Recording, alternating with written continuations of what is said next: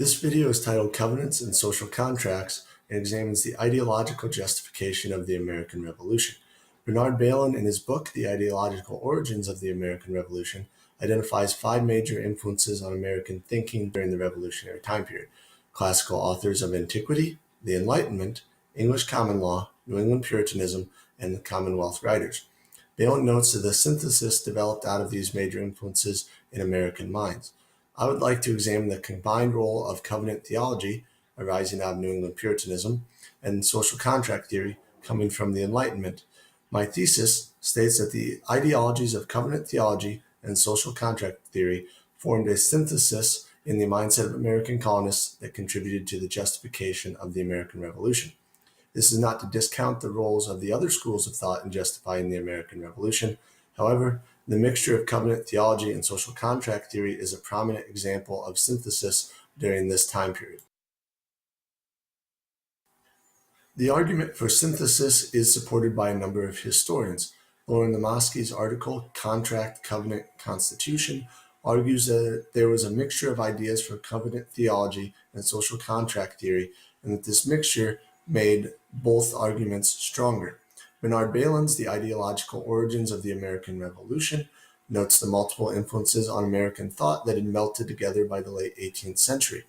Bailyn states, Enlightenment abstractions and common law precedents, covenant theology, and classical analogy could all be brought together into a comprehensive theory of politics. Alan Heimert's book, Religion in the American Mind, argues that the Enlightenment thought was found in sermons preached by Calvinist clergy in America. As Heimert says, the use of Lockean vocabulary in sermons was very common, referring to John Locke, the Enlightenment author. Heimert also states, the theory of social contract was, as has so often been pointed out, a translation into secular terms of the Puritan idea of the social contract. Trevor Colburn's The Lamp of Experience states that books were widely available in the American colonies. Americans were avid readers on a wide variety of topics, notably history and law, where they would gain the Enlightenment theories. Daniel Dreisbach's The Bible and the Political Culture of the American Founding notes that the Bible was the most widely read and influential book in the American colonies in the 18th century. Biblical phrases and concepts permeated American thought and writing during the revolutionary time period, including political writing. Mike Hall's article, Vindicae contra Tyrannos, notes that in New England, citizens overwhelmingly attended churches firmly within the Reformed tradition, 80% of New Englanders. Outside of New England, Calvinism was less dominant, but by 1776, Reformed congregations made up around 50% of the churches in the middle and southern colonies. Thus, American society was aware and influenced by the concept of covenant theology, which is prominent in Puritan traditions. Donald Lutz's article, The Relative Influence of European Writers on Late 18th Century American Political Thought, notes that Americans read from a variety of sources during the revolutionary time period. The Bible, the source of covenant theology, is the most cited source during this time period, making up 34% of total citations. All Enlightenment writers combined come in second with 22% of the total. The most cited Enlightenment author is Montesquieu, followed by John Locke, who had more citations than Montesquieu during the 1760s and 1770s as specific decades. This is when his thoughts on social contracts were being used to justify American resistance to British rule. This evidence makes a strong case that there was a synthesis of ideologies in American minds, prominently covenant theology and social contract theory, which share many similarities that tended to blend them together in American thought. The culmination of this synthesis is the Declaration of Independence approved by Congress on July 4, 1776. The remainder of this video will examine areas of synthesis within the justification of the American Revolution. The Declaration of Independence will provide additional structure to this examination. It will follow a logical progression. First, the concept of natural laws. Second, covenants and contracts and their purpose. Third, tyranny. And fourth, when resistance is justified by the people. First in our logical progression is the idea of natural laws. The Declaration of Independence states, we hold these truths to be self-evident, that all men are created equal, that they are endowed by their Creator with certain unalienable rights, that among these are life, liberty, and the pursuit of happiness. Hall notes that in many American minds, the law of nature is God's law, and that is the source for people's rights. In Locke's two treatises of government, Locke states, "We must consider what estate all men are naturally in, and that is a state of perfect freedom to order their actions, a state also of equality." Locke's two treatises on government was a very prominent document, and held many of his ideas he included in other documents. These natural rights are granted by God and precede the creation of governments. In John Adams' 1763 Political Treatise, a dissertation on the canon and feudal law, Adams states, "I say rights, for such they have, undoubtedly antecedent to all earthly government, rights that cannot be repealed or restrained by human law, rights derived from the great legislator of the universe. People also have a right to defend all their natural rights, life, liberty, and property." In Defense of Arms Vindicated, published in 1783, the author states, "Also, it is proper here to observe that people have this privilege of nature to defend themselves and their rights and liberties, as well as kings, and had it before they erected and constituted kings. The law of nature allowing self-defense and the defense of our brethren against all unjust violence."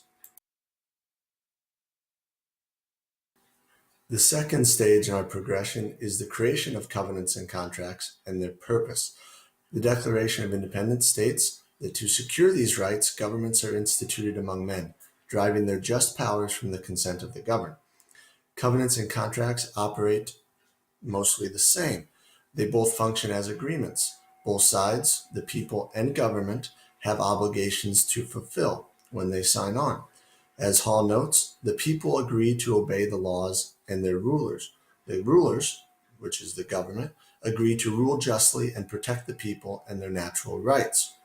Both sides have also joined in a covenant with God in which they agree to obey God's laws. Dreisbach looks at the founders and how they often reference the Hebrew Commonwealth as an example of a just republic. Jonathan Mayhew's 1750 sermon, "A Discourse Concerning Unlimited Submission and Non-Resistance to the Higher Powers," is an exposition on Romans 13, 1 through 8, in which Mayhew states that all rulers' authority is derived from God, and that ruler only has their authority as long as they rule justly. Rulers are ordained for the benefit of the people to act as God's ministers. John Adams states that rulers are no more than attorneys, agents, and trustees for the people. Lomaski looks at all these ideas and comes to the conclusion that governments exist by the consent of the governed, according to American political thought. As Locke states, "But I, moreover, affirm that all men are naturally in that state, the state of nature, and remain so till by their own consents they make themselves members of some politic society." Keyword there, consent. Samuel Sherwood's 1774 sermon, "Scriptural Instructions to Civil Rulers," states, "As societies and communities have their beginning and origin in voluntary compacts and agreements, when persons have entered by consent and free choice into society." So the governments are created by consent of the people, get their authority from God and the people. Balin notes that the purpose of government is the good of the people. As stated in the Virginia Declaration of Rights from June 1776, government is or ought to be instituted for the common benefit, protection, and security of the people. Sherwood notes that authority and government be supported and maintained so as to promote the good of society, the end for which it was instituted.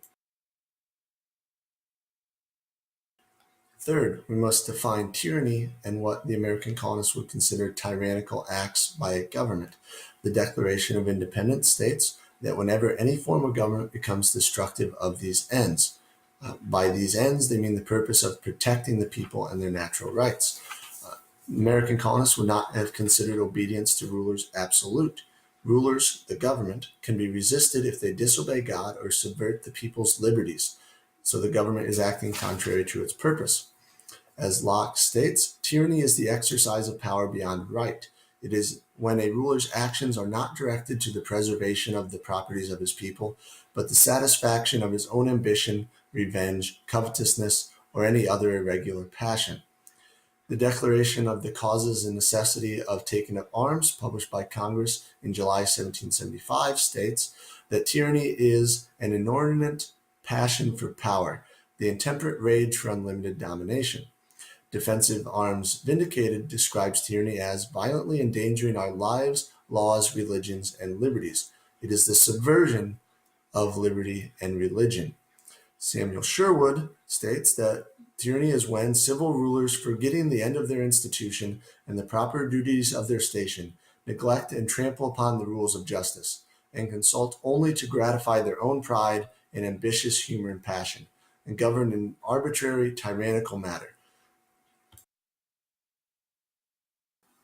The fourth stage in our progression following tyranny is justified resistance, as the Declaration of Independence states that whenever any form of government becomes destructive of these ends, it is the right of the people to alter or abolish it and to institute new government. As Colburn considers, unjust rulers have broken the covenant or the contract with the people and may be removed. Locke considers rulers who attempt to gain absolute power over the lives, liberties, and estates of the people. By this breach of trust, they forfeit the power the people had put in their hands for quite contrary ends, and it devolves to the people who have a right to resume their original liberty and establish a new government. John Witherspoon's 1776 sermon, The Dominion of Providence over the Passions of Men, states, I call this claim unjust, of making laws to bind us in all cases whatsoever. Also, the cause in which America is now in arms is the cause of justice, of liberty, and of human nature. Defensive Arms Vindicated asserts the lawfulness of the use of defensive arms against tyrants and tyranny whenever they shall endeavor to deprive a people of their liberty and property. So a tyrannical government may be resisted justly, according to the American colonists. In summary, to restate my thesis, the ideologies of covenant theology and social contract theory formed a synthesis in the mindset of American colonists that contributed to the justification of the American Revolution. The concepts of covenants and contracts share many similarities that led to their being blended together in American minds. They both follow logical progression.